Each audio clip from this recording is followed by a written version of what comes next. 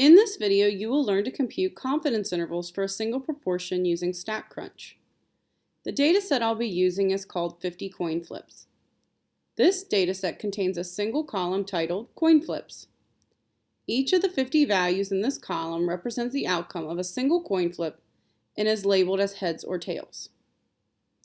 If the coin is fair, the proportion of heads the coin will produce over a very long run of flips should be 0.5.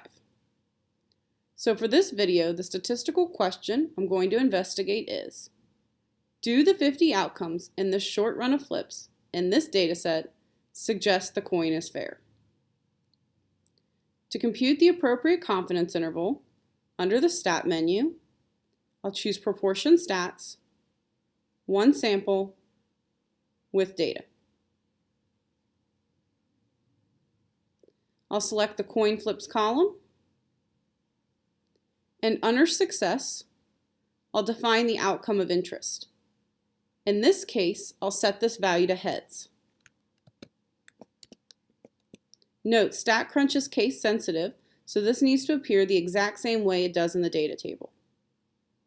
Now under Perform, I'll choose Confidence Interval. By default, StatCrunch has a value of 0.95 for the level, which will produce a 95% confidence interval for the population proportion. Changing this value to 0.99 will produce a 99% confidence interval. However, for this example, I'll leave it at 0.95 and click Compute.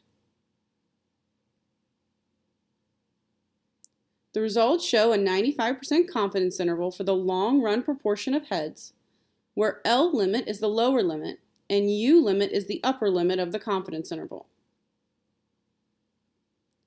By default, StatCrunch uses the standard wall normal approximation for calculating a confidence interval.